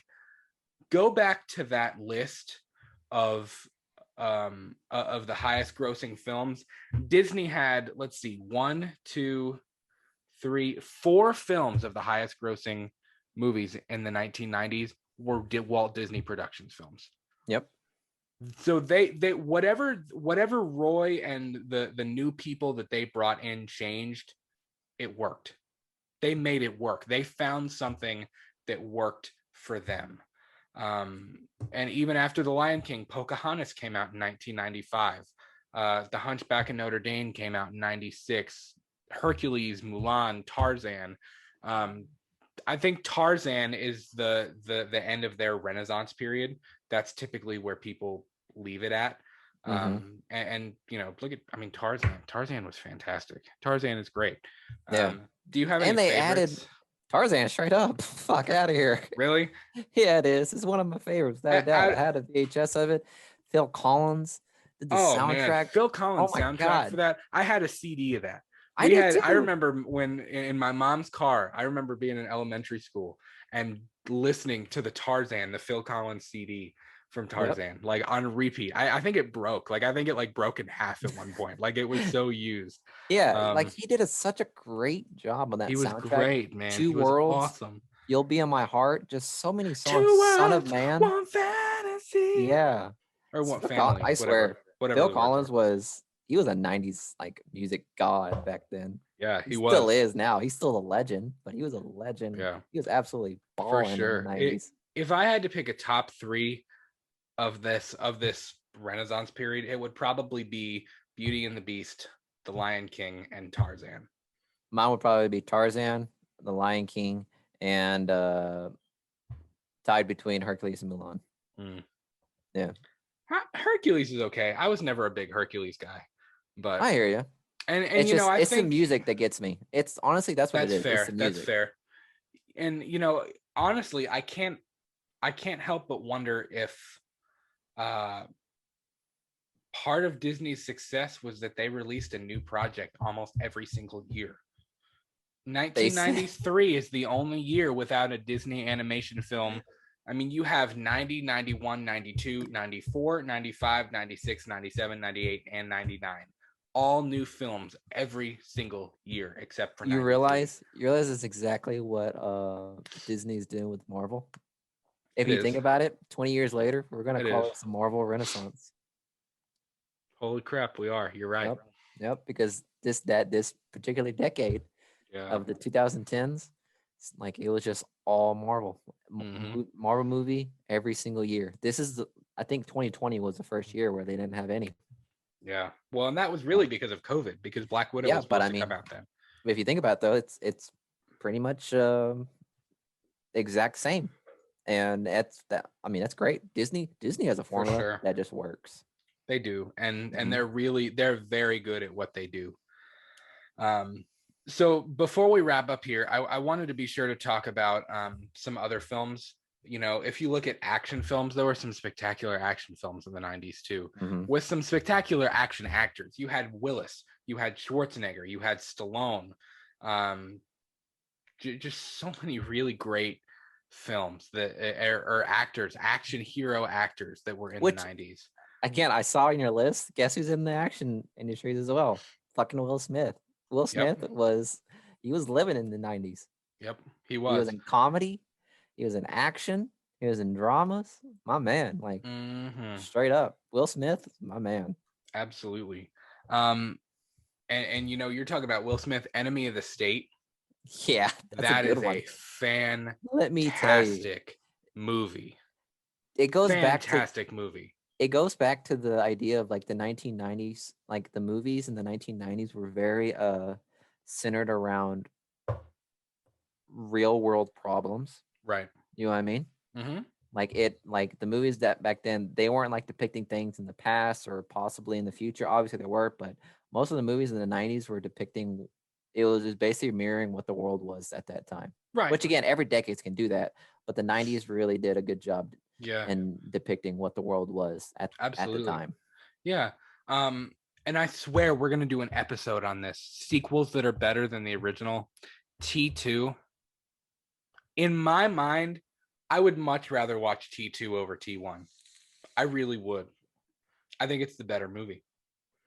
Yeah, because the storyline's much more complex. Terminator 1 is pretty much a scary movie. It's more, think about it. It kind of is. There's like an ongoing like argument in the horror community on whether the Terminator is actually a horror movie or not. It's the same premise as like Michael Myers, except this man is super human. Except he's a robot. Yeah. But yeah, I love T2. I actually haven't watched that. That would be another. See, I keep coming up with all these commentary things that we can do and all these different ideas. The Terminator movies would be another great one. That'd be fun for sure. T2 was really great. You know, Stallone had some phenomenal movies too. Look at Demolition Man. Look at Rambo. You know, it just really the 90s was a big era. The 80s and the 90s were a big era for those action hero stars. Because they were just, I mean, those movies were just like, it was just like escape from reality because, the 80s and the 90s were a troubled time. We can all say that. And like, they were changing times. And like, people just wanted to escape the world that they were living in now, and they can go to the movies. It was the 80s, the 70s, 80s, and 90s were decades where people wanted to go see the movies. It wasn't like for sure a high class thing. You know what I mean? For sure. Yeah. Before then, it was like high class, like suit and tie, just to go watch this movie.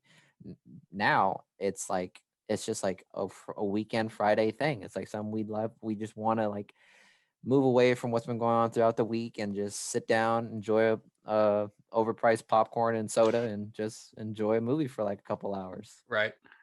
And that's what these Um, action movies were there for, just an yeah, escape from yeah, reality. absolutely. You had Batman Returns, you had Batman and Robin. There were a lot of really good Batman films in the 90s too. We did we get Bat Nibbles in the 90s? We did. Was Batman Forever 90s? Yep. I Yep. think so. So we had Bat Nipples in the 90s. That We was did. introduced. Yeah. Demolition Man, that's another really great not Schwarzenegger, Stallone Stallone. film. Yeah. Have you seen Waterworld with Kevin Costner? Mm-mm. That's a really nice one too. I think my mom showed me Waterworld actually. So basically the premise of Waterworld is, we all know the ice caps are melting.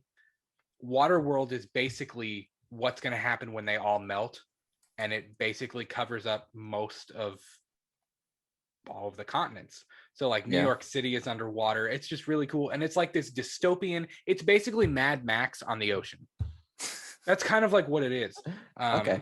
And that's a really, really fun, just kind of wild and out there movie too. The Fifth Element came out in 1997 with Milla Jovovich. Oh, really? Yeah, that's a good one too. Wow. That's another strange futuristic dystopian.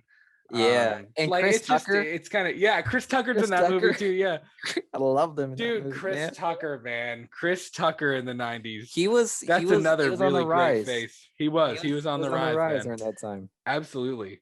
Yeah, there were a lot of really cool action films in the 90s, and I know there's a ton that we're not even going to get to, that we have no hope of getting to, but Pretty much, yeah. hopefully we'll get to talk about these just a little bit more. And then of course the comedies. There were amazing comedies in the 1990s. Yeah. Look at Ace Ventura. Yeah. The Mask. Finkel is Einhorn. Oh, Einhorn is Finkel. Finkel. Say hello Jim to Carrey. Mr.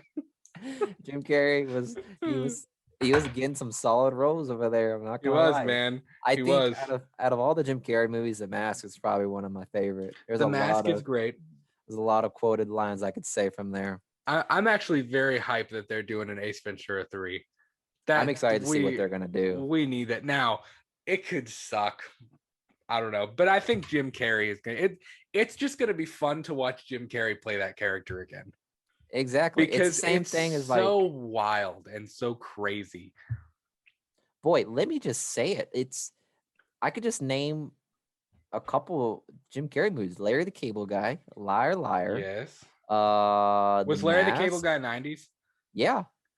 That's true. I'm sure it was. God, he's like another like a Will Smith, man. Just like dominated the 90s. Dominated the 90s. Adam Sandler too. He was an Sandler. Adam Sandler was I think that was the start of the Happy Madison production. See, this is great, but like we also we need to do episodes on individual things, because there are so many things that I feel like we're breezing by, that we could just like talk so in depth about. Mm-hmm. But there were so many actors that were just killing it in the 90s. There was one that I loved in the 90s. It was in my top 10s. It was My Cousin Vinny. Was Steve? My Cousin Vinny is good. No, I'm not sure what his name is, but Joe Pesci. Joe Pesci. Yeah. Yep, Joe Pesci. Well, speaking of Joe Pesci, you also had Home Alone 1 and 2. Yeah. And that's another one. Sequels that are better than the original. Home Alone 2 is better than Home Alone 1. Really? It is. I really think it is. Do you? That's a topic we could talk about. I would say what's the one that was in New York? Pick now. Yeah, no, that was 2. There was a 3, but it wasn't. There wasn't a 3. Oh, okay. There might as well have not been a 3, but yeah, that was 2. One was when he's just home alone. Yeah.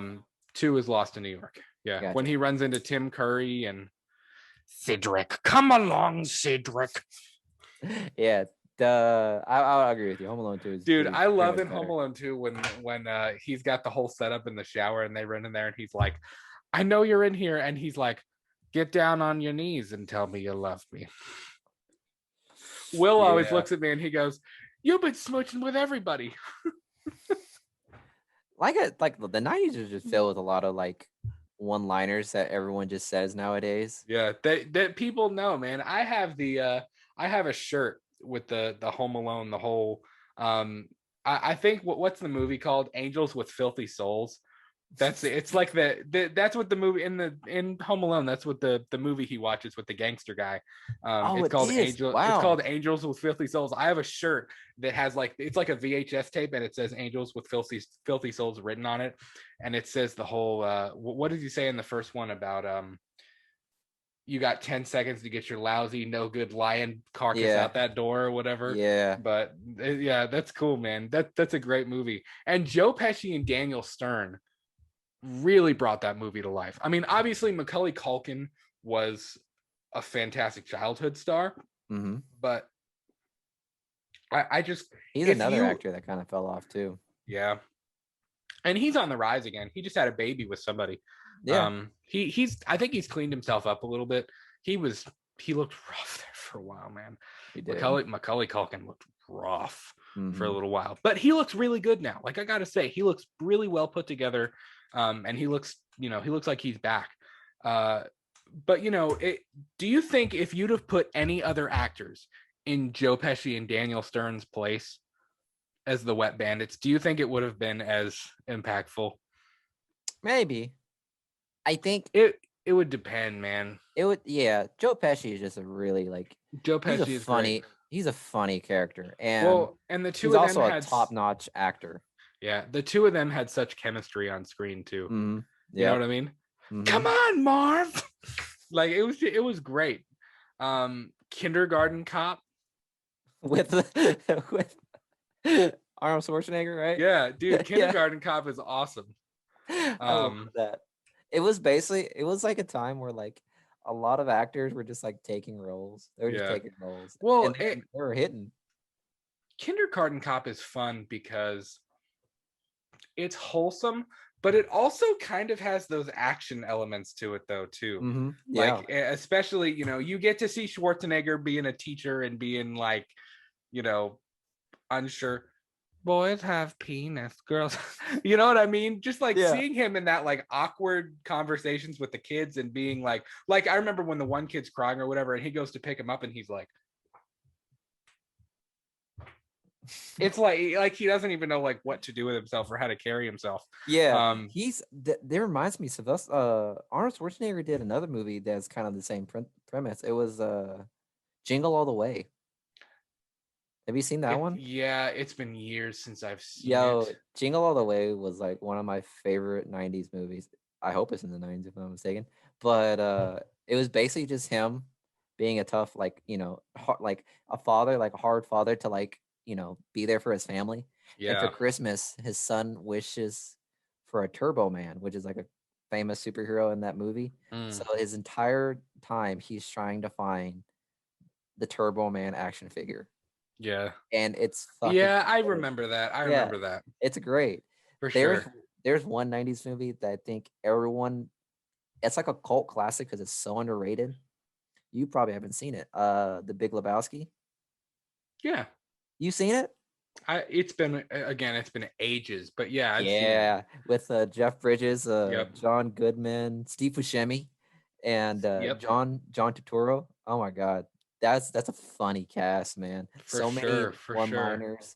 It's like, that's like, I don't know, man. He's like, I can't imagine another movie that was so chill, but still so fucking funny. And all of it happens over a fucking rug. It's just like one of those movies. You know what I mean? Definitely a stoner movie. I can wholeheartedly agree that it's a stoner movie. So like, yeah, there's a lot. That movie, The Big Lebowski, I could watch almost on repeat as well and just be completely fine with it. For sure. You know what's another really good comedy of the 90s is The Birdcage with Robin Williams and what's his name? That's I can never remember his name. Nathan Lane. That's I love one the Birdcage, actor. man. Fosse, Fosse, Fosse, Fosse, Fosse. Or Masha Graham. Yeah, Hank Azaria, who plays Agador Spartacus. He never wears shoes, so when he starts trying to walk in shoes, he doesn't know how. He's not used to it, so he's like, Mm-hmm. Yeah, and yeah. he's got like a tray of food, and all the food's falling off. Or when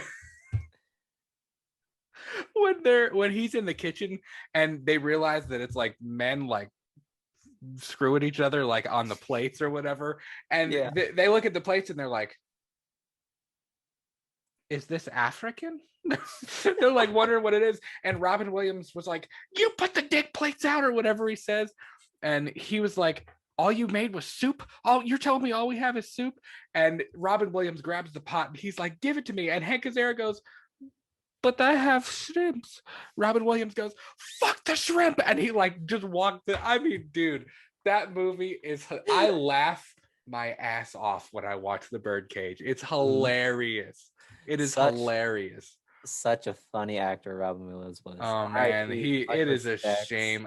I remember where I was when I was with you. We were together. We were all of us. So guys, listen to this. We were all together. We were when we found that out. We were in marching band. We were in rehearsal.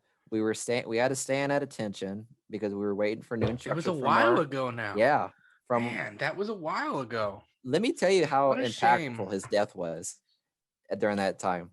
Because I remember we were standing at attention.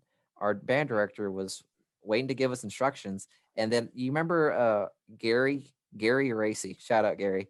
He was on his phone and he literally just, I saw him react. Like he had his phone on. He literally just dropped it. And then he said, I'm upset right now. I am done. I cannot do this anymore. And Mr. Barton was like, are you okay, Gary? What's going on? And then Gary was like, Robin Williams died. I'm done for the day. And literally, you remember this? Mr. Barton was like, vaguely, maybe. Yeah, Mr. Barton. I remember Mr. Barton literally said, okay, guys, we're gonna take 5 because he had a double check as well. Yeah, well, that's a big deal, man. That's a big part of everybody's childhood, and I mean that was a big deal. Millions. He did. That was a very big deal. Mm-hmm. But even moving on from that, look at The Sandlot. The Sandlot came out in 1993. It did. I didn't know this, but no, not The Sandlot. Rookie of the Year. Have you seen Rookie of the Year? I have not. I've seen Rookie of the Year because we had it on VHS. It's a baseball movie. Jeff watched Rookie of the Year because Jeff, my brother Jeff, was a huge baseball person when he was a kid. I mean, like walked around in baseball clothing, and we watched Rookie of the Year so many times. I could probably still quote every line of that movie. It's so that's a very nostalgic thing for me. Gary Busey before he became Gary Busey. Before he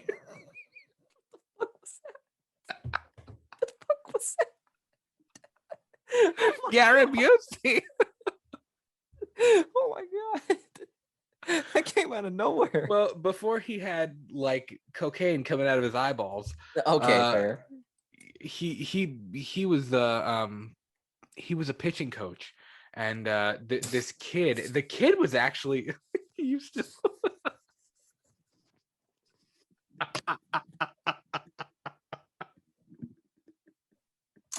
I just looked up a picture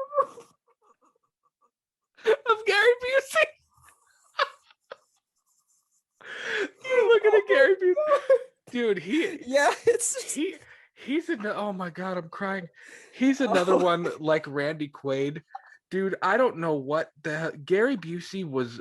He was fine. Like in that movie, he literally looks like a different human being from how he looks. I'm sorry, guys, but I'm sure there's some obviously like medically wrong with Gary Busey. Yeah, he's stoned. He's too many pills, man. I think Gary Busey has just I don't know. I could be wrong, but I think he was on drugs. I think he was on drugs for quite a while. I mean, look at that. If you swipe back the one, it's the one that's like the red backdrop. That's the one I saw. That one's just I don't know, man. I love him. I mean, he's awesome, but I think he had some issues for a while, definitely, because he I'm sure, I don't man. know. But oh my Oh, god. that was funny. But Gary anyways, Busey. Gary Busey plays a pitching coach for the Yankees in Rookie of the Year. Great, he plays it great. He plays a great role. And this little kid, breaks his arm. And for whatever reason, when his arm grows back, he can pitch like 105 miles an hour. It changes the way his arm his arm is like a spring motion kind of thing. So when he pitches, it's amazing. He pitches better than most major league players. And the Yankees draft this little kid to play for them.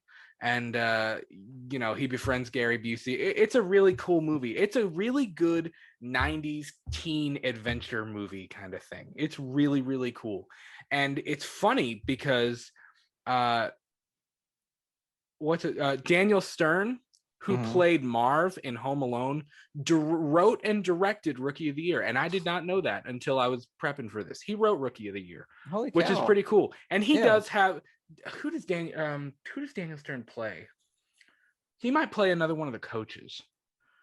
I think he I'm plays not another one of the mistaken. coaches, but he I mean, I haven't seen the movie. I know. I think he plays another coach, but yeah, and he plays another he's kind of like wild and crazy. Like he wears like these big round glasses, and like when they're like trying to train and stuff, he's like, fire in the hole, like just wild and crazy. I just looked up Daniel Stern, Rookie of the Year, and I just got a GIF or a GIF of him at bat, and it says, "Let the big dog eat." Yep, let the big dog eat. Yep. He always has something like real funny to say with the so many shitty one-liners in the 90s. It really was though. Oh god. There really was. Yeah, man. Rookie of the Year. It was just, like I said, such a great kid adventure movie. And even if you look at The Sandlot, man, The Sandlot is another one that we didn't even really get to touch on. But that's that kid. And the 80s did this really well, but that kid coming of age adventure, Goonies style thing where you get to kind of relive what it's like to be a kid again.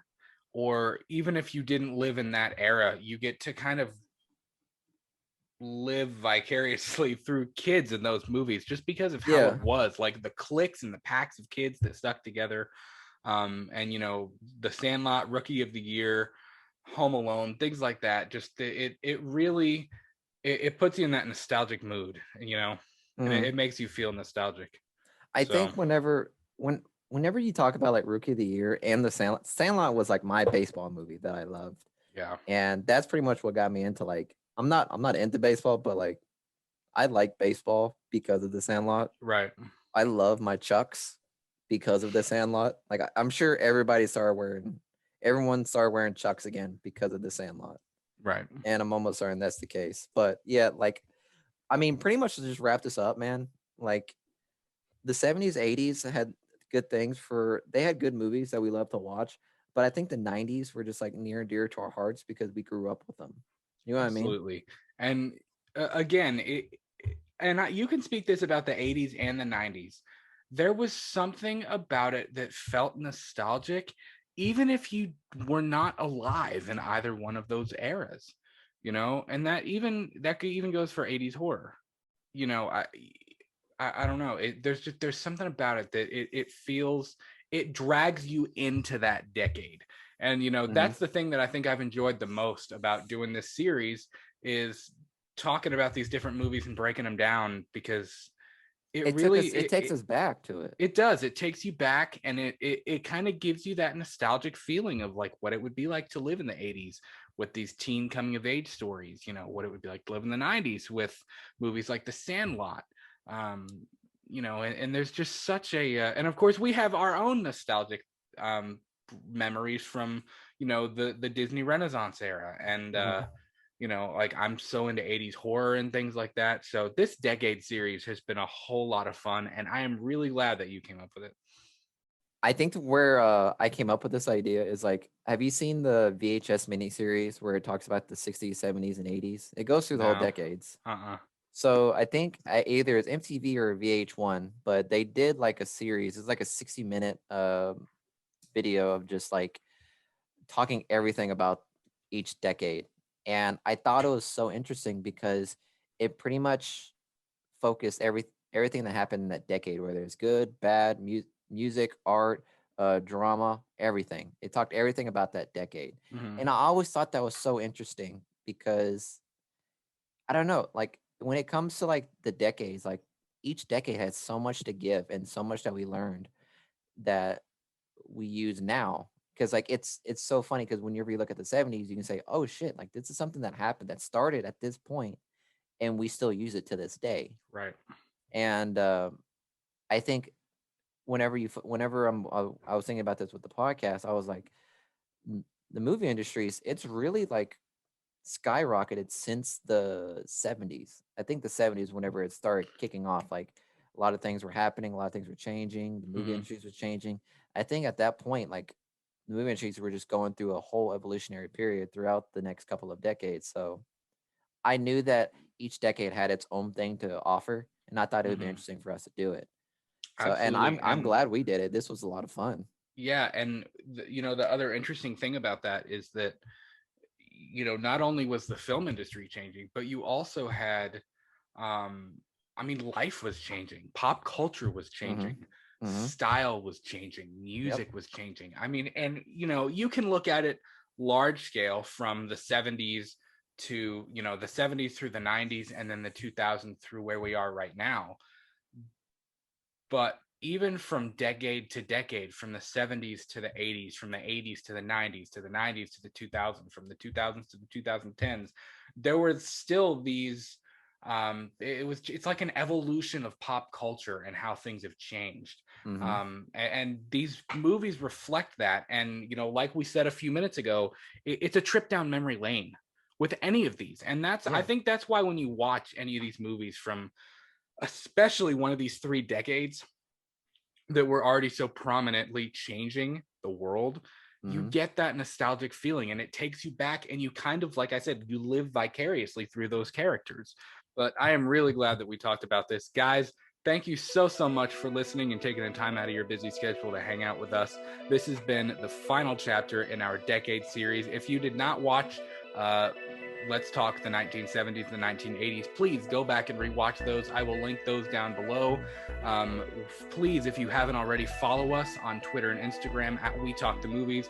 We post a whole bunch of different updates and new content there all the time. New episodes of Let's Talk Movies drop on Monday evenings at 8 p.m. on our YouTube channel, on Spotify, and wherever else you listen to podcasts. And the same goes for Let's Talk Movie News, which drops Friday nights at 8 p.m. Eastern Standard Time, where we are just talking the week's movie news and stuff out of the entertainment world. Again, thank you so much for listening. Hope everything is good in your world. We'll talk to you soon. Peace. Peace.